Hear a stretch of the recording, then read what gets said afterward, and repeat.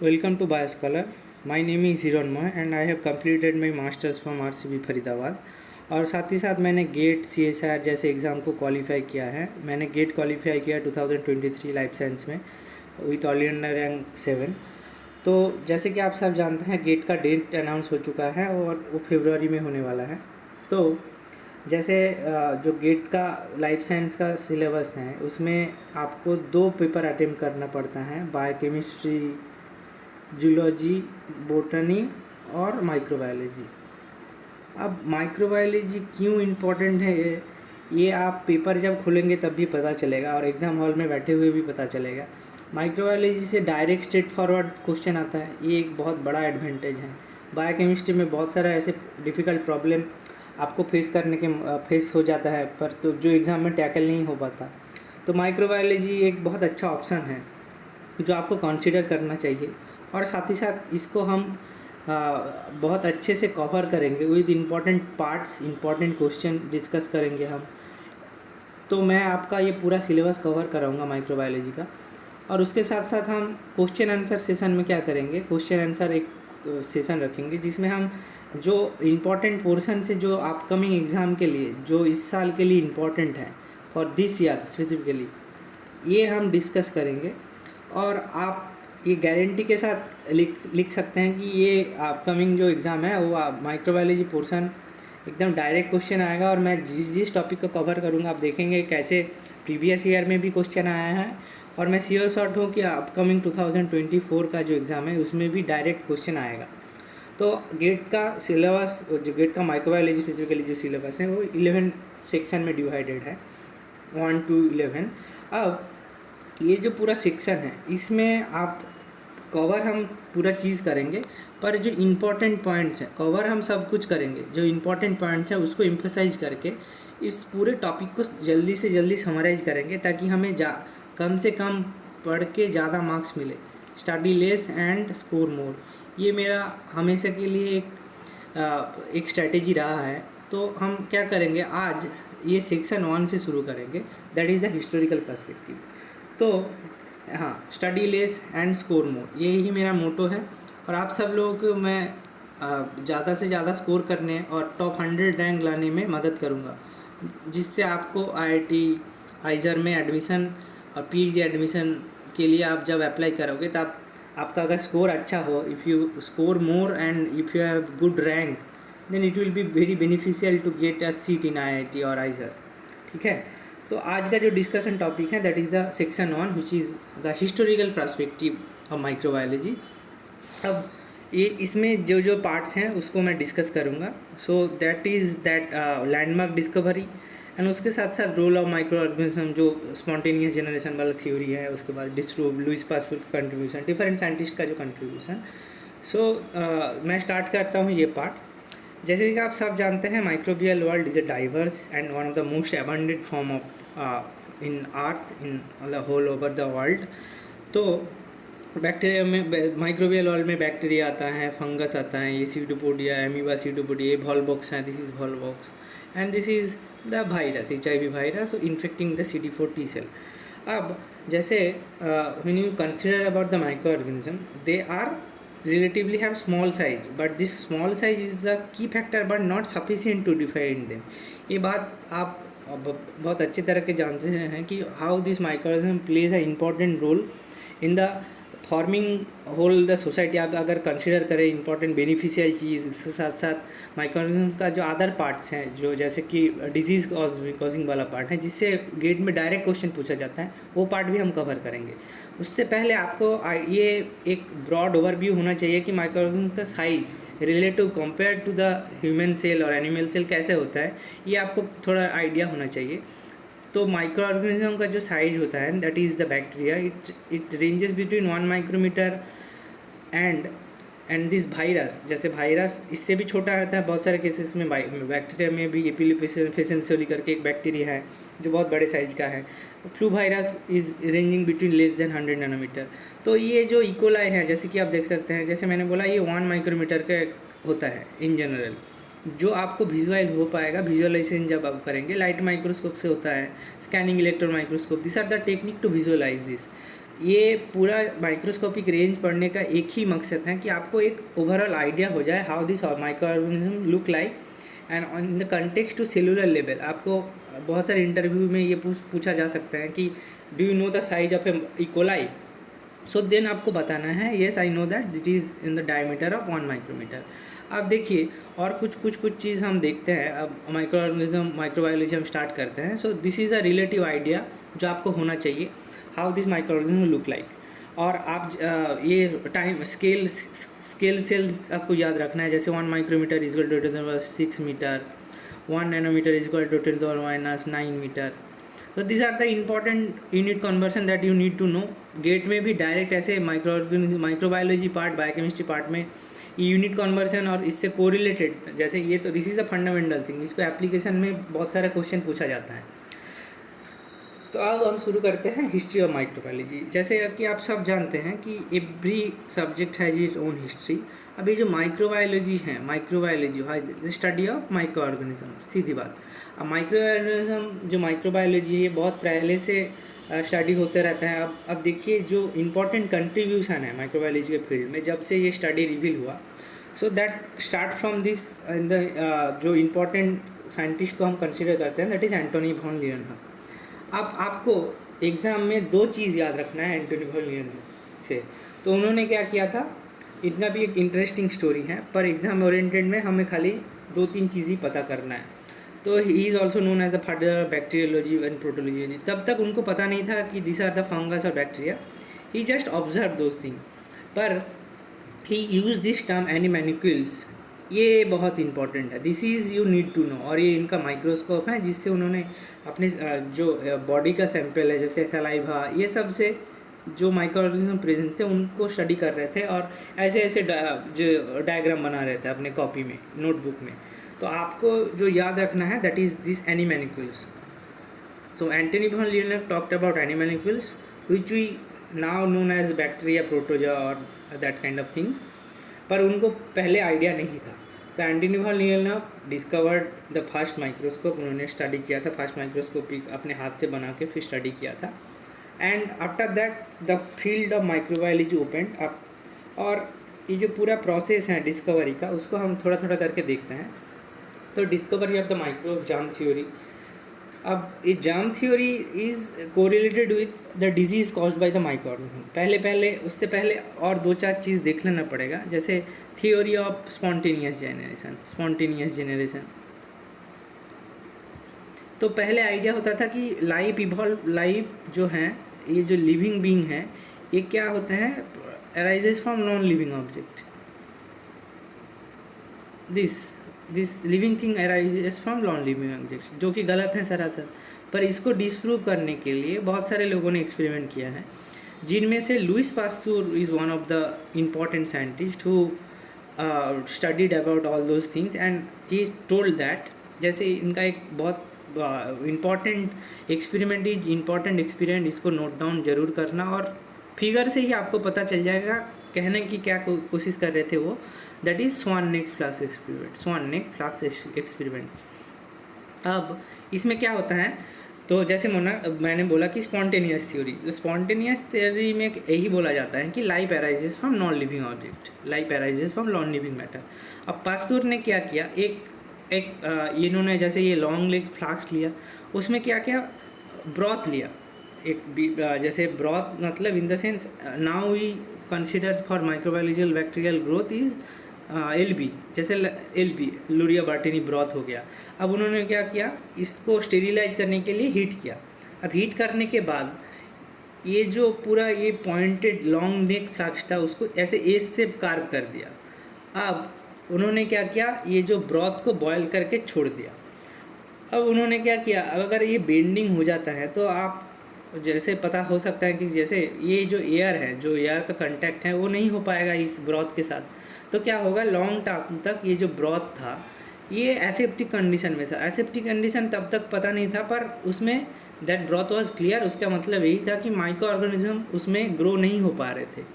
इसका एक ही रीज़न है कि ये जो ब्लॉक कर दिया उन्होंने, ये स्वान नेक फ्लास्क, इसको ऐसे मोड बेंड करके। So for that reason micro organism in present in air और एनी काइंड ऑफ कंटामिनेशन नहीं हो पाया, एनी काइंड ऑफ सोर्स नहीं मिल पाया माइक्रो ऑर्गेनिज्म को एज ए इनोकुलम, जिससे माइक्रो ऑर्गेनिज्म ग्रो हो पाए। हम लोग जैसे एक बेसिक आइडिया हम सबको है, जो लोग लैब में काम कर चुके हैं, थोड़ा भी बहुत अगर आइडिया हो आपको, जैसे हम लोग क्या करते हैं, एल बी लोरिया बार्टनी अगार और broth, anything broth for growth of micro organism. हम एक कल्चर फ्लास्क लेते हैं, उसमें हम ग्रो कराते हैं बैक्टीरियल सेल को, ऐसे कल्चर फ्लास्क में हम ग्रो कराते हैं।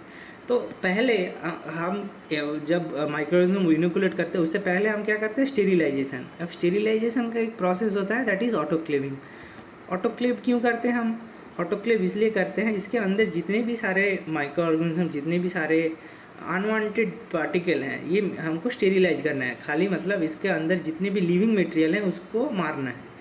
अब उसके बाद स्टेरिलाइजेशन के बाद जो ब्रॉथ बनेगा, that is we use for the inoculum. अब इसमें हम इनोकुलम ऐड करते हैं, सपोज एक पेट्री प्लेट से बैक्टीरिया उठा के उसको डाल देते हैं कल्चर करने के लिए। तो this is the whole concept of sterilization and autoclave. तो उन्होंने ये दिखाया था कि if we heat kill this micro organism by boiling और any kind of thing, then this microorganism will die and subsequently there will be no growth of this microorganism। तो ये चीज़ है एक नया बिगिनिंग ऑफ लाइफ बोल सकते हैं। It took over 200 years and a series of convincing experiment to disprove this abiogenesis। हाँ, तो बायोजेनेसिस है, biogenesis is beginning with life, मतलब लिविंग से लिविंग मटेरियल बनता है, this is known as biogenesis. अब सब लोग नोट कर लीजिए, living to living is known as biogenesis, and from non living to living, non living to living is known as abiogenesis. तो ये डिस्प्रूव हो गया ये स्वानोक फ्लास्क एक्सपेरिमेंट से।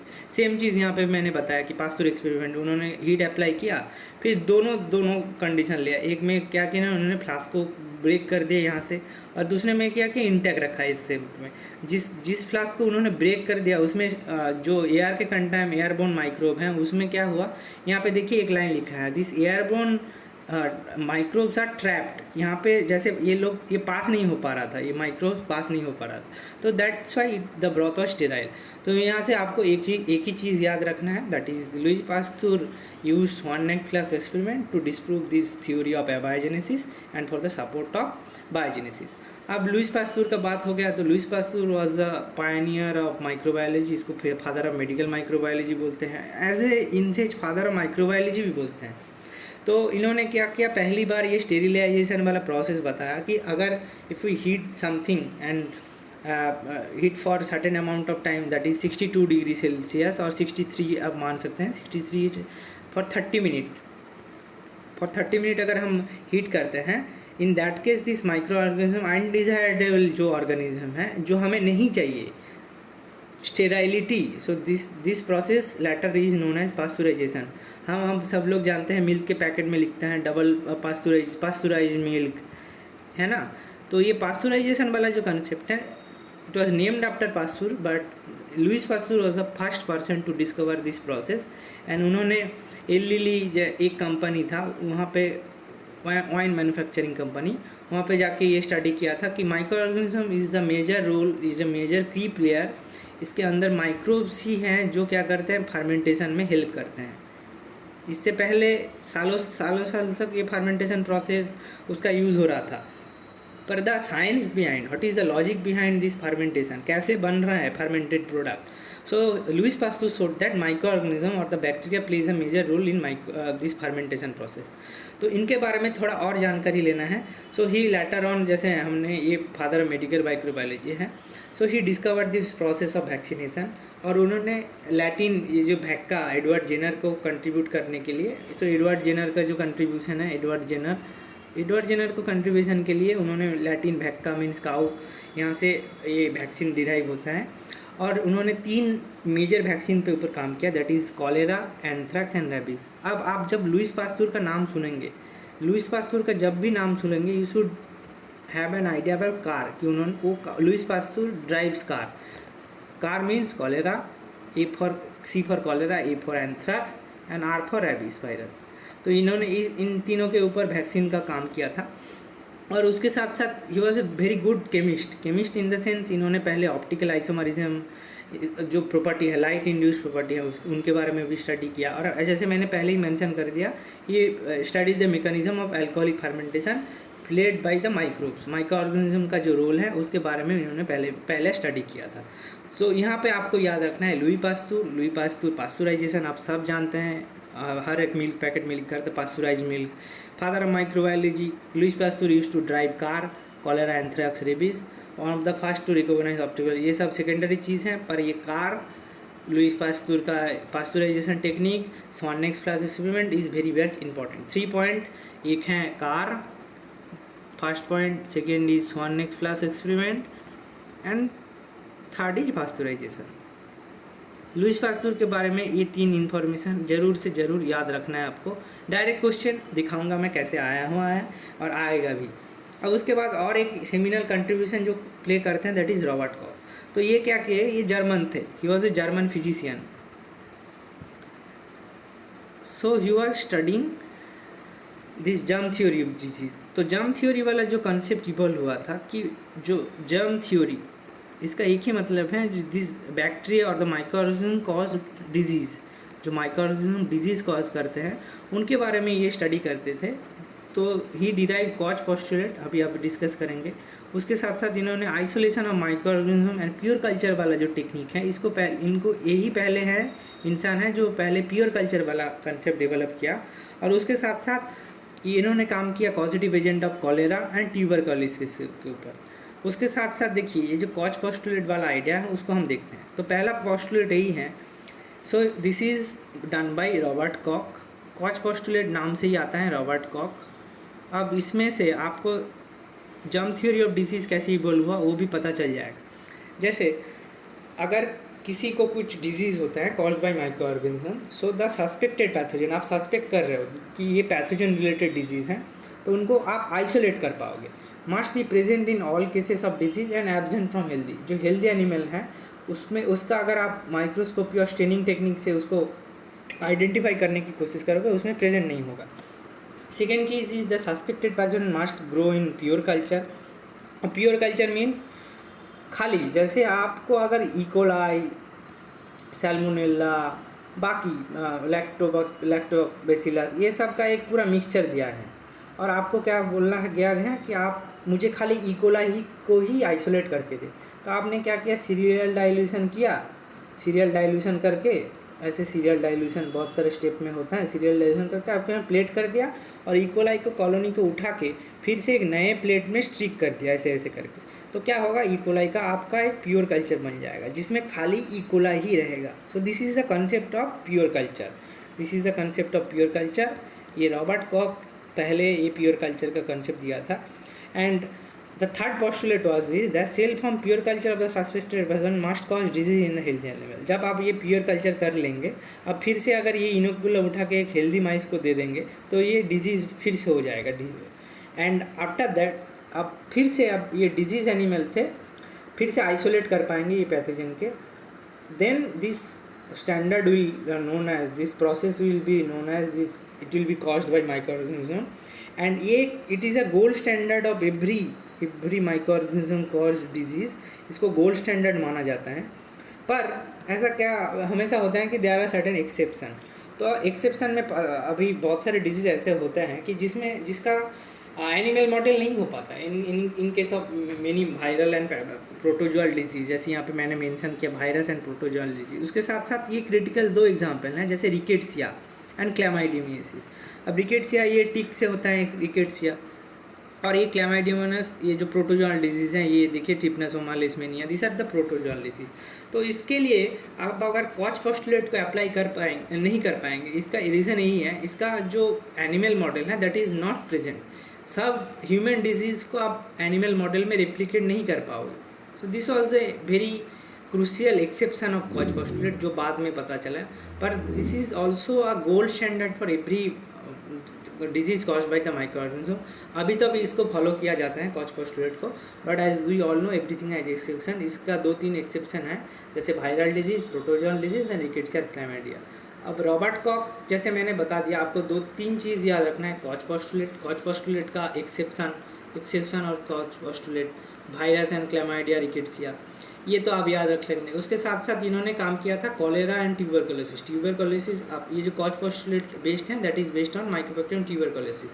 इन्होंने पहली बार ये MTP पे ऊपर काम किया था and cause postulate was derive from this experiment of Robert Kock based on Mycobacterium tuberculosis. तो तीन चीज़ है, एक है कॉलेरा, ट्यूबरकुलोसिस, एक है प्योर कल्चर, एक है कॉज पोस्टुलेट। ओके, यहाँ तक डायरेक्ट क्वेश्चन आपको दिख जाएगा। और थर्ड है जोसेफ लिस्टर। हम अभी तक हमने एक पढ़ा है Louis Pasteur, second Robert Koch, third है जोसेफ लिस्टर। ये इंग्लिश सर्जन थे, पहले ऐसे इंसान थे जिन्होंने एसेप्टिक टेक्निक, हम अब अभी तो sanitiser, hand sanitiser, aseptic technique के बारे में हम बहुत कुछ जानते हैं। In that time this Dettol this things are not available, so he used phenol, he use phenol. अब ये फिनॉल के यूज़ करने से, so phenol was use as the antiseptic for wound और सर्जरी। जैसे यहाँ पे ये फिनॉल स्प्रे कर रहे थे जब ऑपरेशन होता था, इन दैट केस ऑपरेशन के टाइम में एसेप्टिक कंडीशन मेंटेन करने के लिए he used phenol. So this was a pioneer thing that any person is the first person to use any kind of this kind of aseptic technique, first person. So Joseph Lister, आप क्या याद रखोगे? Phenol and surgery, phenol याद रखें and उसके साथ साथ aseptic technique, this is the most important thing, aseptic technique. ठीक है, और सेकेंड चीज़ है, और दो तीन साइंटिस्ट हैं जैसे विनोग्रास्की और बेजेनिका। तो विनोग्रास्की क्या किया, इन्होंने नाइट्रोजन फिक्सेशन डिस्कवर किया। हम लोग सब जानते हैं nitrogen fixation is very important for accumulation of nitrogen by the plants. And जैसे कि ये chemolithotrophy which is a kind of metabolism in which generate energy generated from inorganic compound. जैसे बैक्टीरिया बहुत सारे केसेस में इनऑर्गेनिक कंपाउंड से energy generate करते हैं, तो केमोलिथोट्रॉपी और नाइट्रोजन फिक्सेशन इन्होंने पहली बार डिस्कवर किया था। दिस आर द ड्राइंग जो ये बनाते रहते थे अपनी नोटबुक में, nitrogen fixation, this was a drawing done by Winogradsky. ये soil microbiologist, actually soil microbiologist. Similar contribution है जब हम माइक्रोबायल डाइवर्सिटी और मेटाबॉलिज्म के बारे में पढ़ेंगे थोड़ा थोड़ा, then we will also discuss about this Winogradsky का। अब और एक है, नाम है बेजिरनिक। इन्होंने क्या किया, एनरिचमेंट कल्चर टेक्निक, और उसके साथ साथ जो डिफरेंट टाइप ऑफ इन्होंने स्टडी किया था माइक्रोऑर्गेनिज्म का, उसका एक ड्राइंग है। तो जो एनरिचमेंट टेक्निक है, एनरिच जैसे हम नाम सुन के ही पता चल रहा है, we enrich with certain kind of nutrient, enrich with certain kind of nutrient, certain nutrient. जैसे हम आजकल बहुत सुनते हैं कि ब्लड अगार, चॉकलेट अगार। अब ये चीज़ किस लिए किया जाता है, थोड़ा ध्यान से सुनिए। दैट फ्यू माइक्रोऑर्गेनिज्म, कुछ ऐसे बैक्टीरिया हैं जिसको स्पेशल अटेंशन चाहिए, ऐसे बहुत सारे स्पेशल न्यूट्रिएंट चाहिए ग्रो करने के लिए, वो नॉर्मली ग्रो नहीं हो पाते। So that is known as this enrichment culture. We enrich certain kind of bacteria to grow with the help of adding some external component। जैसे यहाँ पे लिखा है मैंने, in enrichment culture highly selective technique adjusting the nutrient and incubation condition, nutrient को हेर फेर करके थोड़ा बहुत उसको ग्रो करने के लिए मदद करता है, so that the organism can grow। तो अभी तक जैसे हमने पढ़ा, पूरा चीज़ को समराइज़ करने के लिए मैं यहाँ पे दो चार्ट को याद रखने के लिए बताऊँगा। ये दो चार्ट जो है, ये दो चार्ट आपको हर एक क्वेश्चन का आंसर देके जाएगा। दैट इज़ एडवर्ड, यहाँ पे हमने एंटोन वॉन लियोनेव के बारे में पढ़ा, जो लुइस पास्चर के बारे में पढ़ा, जोसेफ लिस्टर और रॉबर्ट कॉक। यहाँ पे ये तीन नाम ही ज़्यादा से ज़्यादा याद रखना है, और विनोग्रास्की, बेजिरनिक है, ये तो इम्पोर्टेंट है ही है। ये पूरा चार्ट आपको याद रखना है, पूरा चार्ट नहीं, जैसे तीन चार, ये रॉबर्ट हुक के बारे में सब लोग जानते हैं। एडवर्ड जेनर, हम जब इम्यूनोलॉजी पढ़ते हैं, he talked about vaccination smallpox, उनसे ही पूरा नाम आया। वो भैक्का, लैटिन भैक्का मतलब काउ से जो वैक्सीन का जो नेम डिराइव हुआ।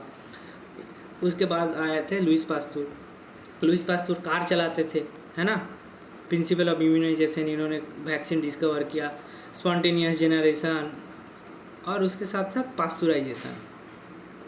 ये तीन इंपॉर्टेंट कंट्रीब्यूशन है। जोसेफ लिस्टर फिनॉल यूज़ किया था, पहला सर्जरी में फिनॉल यूज़ किया था इन्होंने। उसके साथ साथ Robert Kock, cause postulate, pure culture and discovery agent of tuberculosis and cholera, जैसे हमने बात किया। और जो बेजेर निकाय हैं और यूनिवर्सिटी की हैं, एक ने क्या किया, नाइट्रोजन फिक्सेशन पे काम किया था, सल्फर बैक्टीरिया, और दूसरे ने काम किया Beijerinck university is related to nitrogen fixation, एंटो फिक्सेशन, और जो बेजेर निकाय है उन्होंने काम किया एनरिचमेंट कल्चर के ऊपर। सो this was the table and second table same कुछ पॉइंट यहाँ पे वहाँ पे नहीं था, यहाँ पे है, दैट इज़ एलिमेट, जिनका हम सब जानते हैं जब इम्यूनोलॉजी हम पढ़ते हैं, द टर्म फैगोसाइटोसिस। फैगोसाइटोसिस मतलब जो व्हाइट ब्लड सेल इनगल्प कर लेते हैं, ऐसे ऐसे व्हाइट ब्लड सेल इनगल्प कर लेते हैं जो पैथोजेंस हैं। So this is the process of phagocytosis which was discovered by Elie Metchnikoff का। इससे भी डायरेक्ट क्वेश्चन आया, हम देखेंगे। और बाकी हम सब लोग पढ़ चुके हैं। पास्तूर, ये टाइम लाइन है, Pasteur fermentation, pasteurization, Joseph Lister aseptic technique, Robert Koch germ theory of disease, Robert Koch pure culture, Koch Mycobacterium tuberculosis, Koch Vibrio cholerae, देखिए, और Paul Ehrlich theory of energy, ये हम बाद में पढ़ेंगे। विंडोगेसी sulphur cycle, Paul Ehrlich syphilis treatment, और हैं ये Paul Ehrlich, this is syphilis treatment के लिए जो पहला एंटीबायोटिक वाला कंसेप्ट है, पहले जो केमिकल कंपाउंड बेस्ड जो ड्रग था वो है the treatment of syphilis by Paul Ehrlich, treatment of syphilis, ये भी बहुत इंपॉर्टेंट है। इससे खाली ये ही याद रखना है, बाकी तो रिपीटेड है। सिफिलिस जिसको बोला जाता है कि आपका जो मैजिक बुलेट है, this is known and also known as magic bullet for the treatment of syphilis, ये ही इम्पॉर्टेंट है।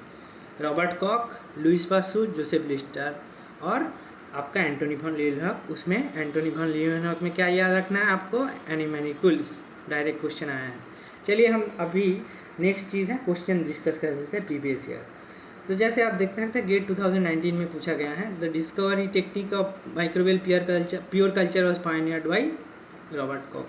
डायरेक्ट क्वेश्चन 2019 में पूछा गया है।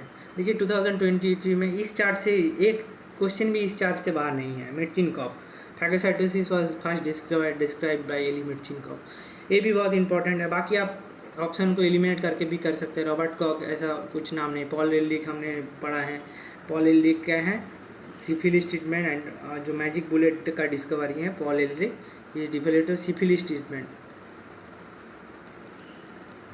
तो आप ऑप्शन एलिमिनेट करके भी कर सकते हैं। देखिए कितना डायरेक्ट क्वेश्चन है, एकदम डायरेक्ट क्वेश्चन है। जैसे हमने एंटोनी वॉन लीeuwenhoek के बारे में बात किया, तो यहाँ पे बैक्टीरिया फंगस वहाँ पे उस टाइम पे नहीं था, so he discovered animalcules. So you can see that how question are direct and easy कैसे हैं। देखिए ये एक मैच द फॉलोइंग है, ये और आसान है। लुइस पास्चर क्या बोलेंगे हम, Carolus von Linnaeus, Antonie van Leeuwenhoek, इन्होंने क्या किया था, माइक्रोस्कोप। तो वन होगा एस, तो वन होगा एस, ये दो ऑप्शन को आप एलिमिनेट कर दीजिए। अब उसके साथ साथ sir Alexander Fleming anti microbial agent, penicillin के बारे में डिस्कवरी इन्होंने किया था। तो 3 होगा क्यू, देखिए बी ऑप्शन, 3P है B option. Alexander Fleming is discovered penicillin, ये आप सब जानते हैं। हम जब एंटीबायोटिक वाला पार्ट पढ़ेंगे, तो application of microbiology and antibiotic, वहाँ पे इसका मेकानिज्म हम डिस्कस करेंगे, ठीक है। अब सेकेंड और लास्ट क्वेश्चन है रॉबर्ट कॉक का कंट्रीब्यूशन उन्होंने पूछा, which is not a contribution. क्या बोला उन्होंने, identification, discovery of positive agent of tuberculosis, discovery of anthrax, positive agent of anthrax, identification of discovery of identification and positive agents of cholera. तो ये part में देखिए Robert Koch not a contribution यहाँ पे highlighted है। Leprosy related उन्होंने कोई काम नहीं किया था, तो this is the right option. So जैसे कि आप देख सकते हैं कितना बेसिक क्वेश्चन पूछा जाता है डायरेक्ट नाम से, और हर साल एक ना एक क्वेश्चन तो पूछ लेता है Robert Koch, Robert Hooke, Louis Pasteur, ये 4-5 नाम ही हैं जैसे जहाँ से डायरेक्ट क्वेश्चन पूछता है। मैं फिर से एक बार समराइज कर देता हूँ, आपको क्या पढ़ना है, एंटोनी वॉन लीeuwenhoek,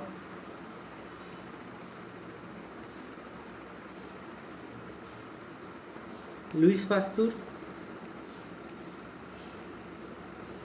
और रॉबर्ट कॉक, और जो छोटा छोटा 2-3 नाम है यही मेजर इंपॉर्टेंट है। जो छोटा छोटा नाम है जैसे विनोवेस्की, ग्रैड्स्की, जोसेफ लिस्टर, ये 2-3 नाम ही आपको याद रखना है। एक बार 2 बार अगर आप ये नोट डाउन करके अपने आप अगर देख लेते हैं, ये इम्पॉर्टेंट पार्ट है। इससे डायरेक्ट क्वेश्चन आपको मिलेगा, direct question, nothing uncommon, direct question आएगा। एक भी चीज़ आपको ऐसा नहीं होगा कि बाहर से आया है, so it is very much important, आप पढ़ते रहिए एंड बार बार इसको एक बार रिवाइज कीजिए, और ज़्यादा नहीं, ज़्यादा 10 to 15 मिनट्स आपको लगेगा इस पूरा टॉपिक को कवर करने के लिए। टिल नाउ अब हम सेकेंड पार्ट को डिस्कस करेंगे नेक्स्ट वीडियो में। सेकेंड पार्ट को जो टॉपिक 2 है, यूनिट 2 है, सेक्शन 2 है, सेक्शन भी कह सकते हैं, सेक्शन 2 को हम डिस्कस करेंगे अपकमिंग वीडियो में। Till then thank you for watching and आप कोशिश कीजिए जितना जल्दी सिलेबस को कवर हो पाए और प्रैक्टिस कीजिए, और ज़्यादा से ज़्यादा प्रैक्टिस कीजिए। थैंक यू एवरीवन, और बाद का जो वीडियो आएगा उसको देखने के लिए आप बने रहिए हमारे साथ with Bioscholar. Thank you everyone.